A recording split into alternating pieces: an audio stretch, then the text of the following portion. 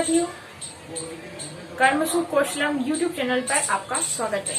और आज का जो हम लोगों का विशेष दिन है 21 जून, तो सर्वप्रथम मेरे सभी व्यूअर्स को, सभी दर्शकों को, सभी सब्सक्राइबर्स को और सभी को 7वें अंतर्राष्ट्रीय योग दिवस की हार्दिक शुभकामनाएं। आशा है आज का दिन आपका बहुत अच्छा गया होगा और नियमित हम योग को और अच्छा बेहतर बनाए, इसका हमने संकल्प लिया होगा। तो शुरू करते हैं हम योग के ही एक नए टॉपिक पर, जो है यूनिट 1 का जो लास्ट टॉपिक है हमारा, योग के प्रकार। तो हम देखेंगे कि योग के प्रकार क्या है। देखिए, सबसे पहली बात है कि योग जो है वो परमेश्वर की, परम तत्व की प्राप्ति है, वो योग है। अब उन ईश्वर की प्राप्ति के अलग अलग साधन है, उन साधनों को ही हम जो है योग कह लेते हैं। समय, परिस्थिति और क्षेत्र के अनुसार अलग अलग साधनों का प्रयोग किया है सबने अपनी इच्छा अनुसार। तो देखा जाए तो इनको हम कहेंगे, जो अलग अलग साधन है वो है प्रकार। तो जो प्रकार है यानी कि ईश्वर को प्राप्त करने के अलग अलग साधन है। तो प्रकार कई सारे हैं, लेकिन जो है सब जाते आखिरी में एक ही स्थान पर है। यानी कि योग के प्रकार कई है, लेकिन उनकी मंजिल एक ही है। और मंजिल क्या है?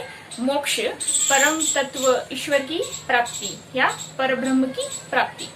तो योग के कई प्रकार हैं, यानी कि उसके अलग अलग ईश्वर को प्राप्त करने के अलग अलग मार्ग हैं। तो सबसे पहले हम देखेंगे उसमें, और कई बार सभी, जैसे कि वर्तमान समय के जो कुछ समय पहले स्वामी विवेकानंद जी हुए हैं, श्री अरविंद हुए हैं और आचार्य महाप्रज्ञ जी हुए हैं, तो इन्होंने जो है सभी को संश्लेषित रूप से मार्ग अपनाया है। समय और परिस्थितियों के अनुसार जो है इसमें बदलाव किया गया है। तो हम सबसे पहले देखते हैं ज्ञान योग के बारे में।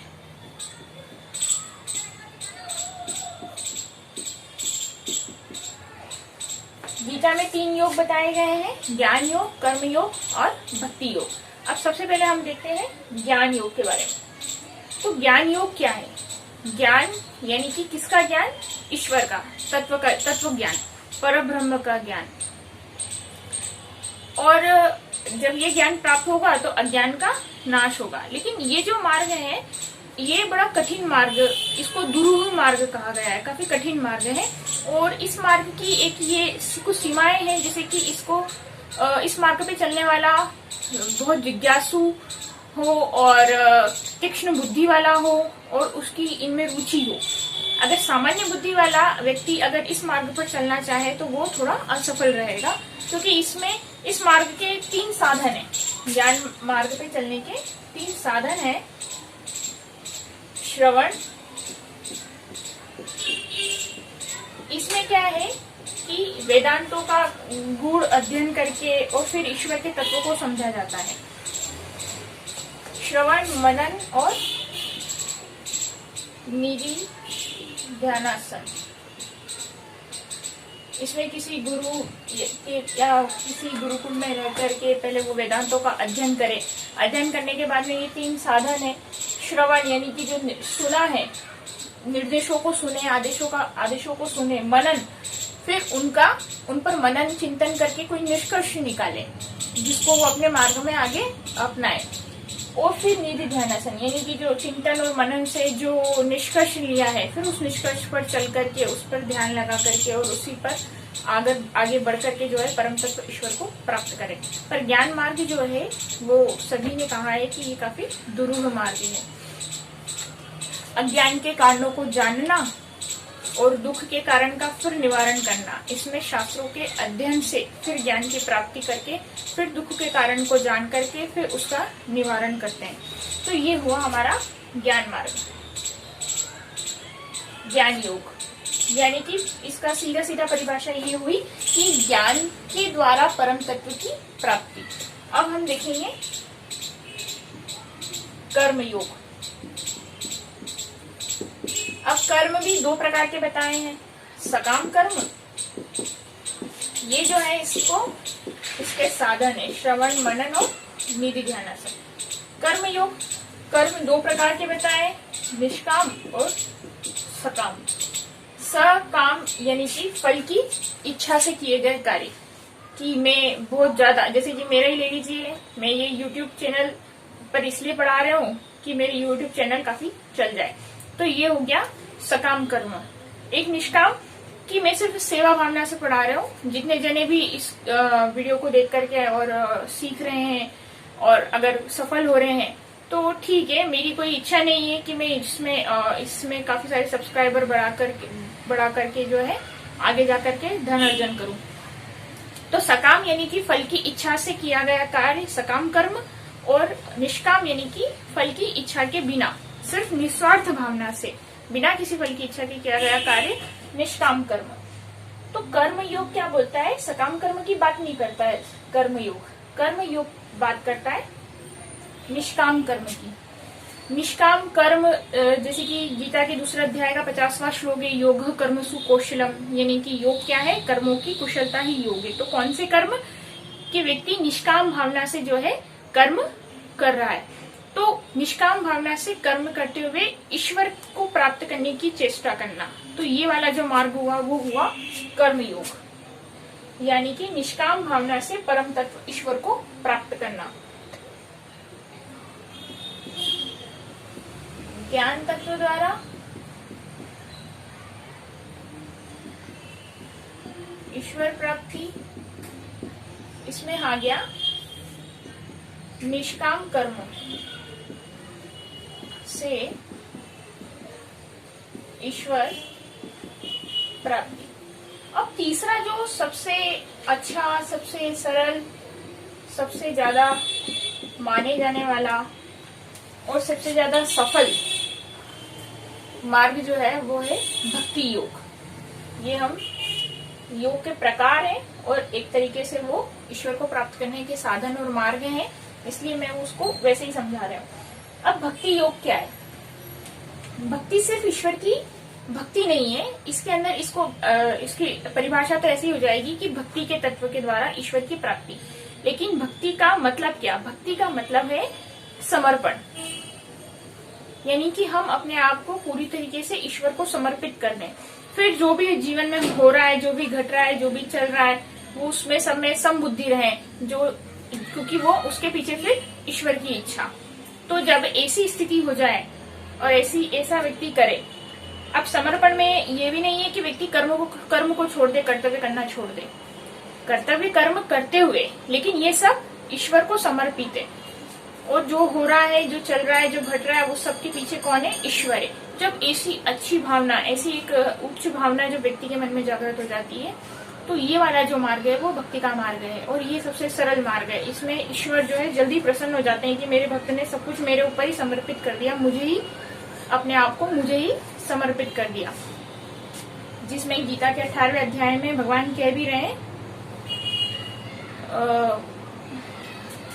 गीता के 18वें अध्याय में एक श्लोक है, सर्वधर्म परित्यज्यम मामेकम शरणम व्रज अहम त्वं सर्व पापेभ्यो मोक्षयिष्यामि शमन करोमि, यानी कि सब धर्मों का सार भुलाकर एक मेरा शरणागत हो जा, मैं सब पाप से मुक्ति दूंगा, शोक न कर मेरी भक्ति में खो जा।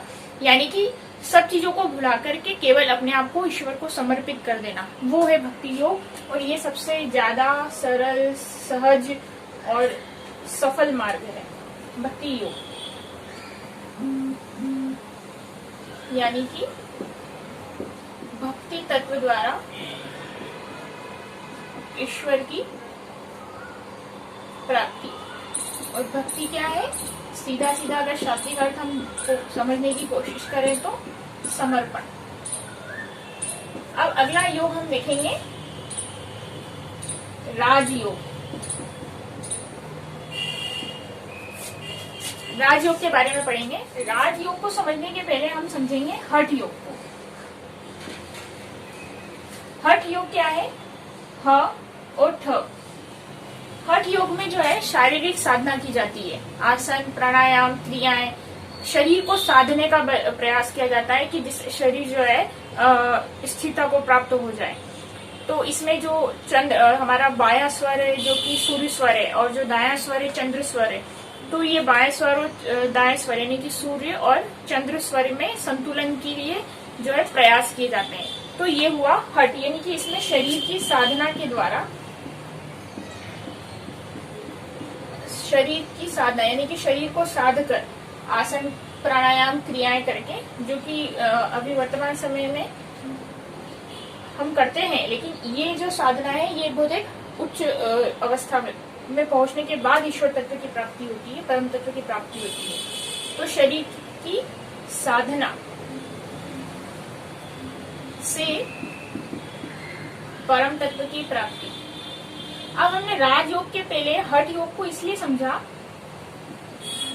क्योंकि हठ योग प्रदीपिका में भी स्वात्माराम जी योगी ने कहा है कि जो हठ योग है वो राजयोग की निसरनी का काम करता है।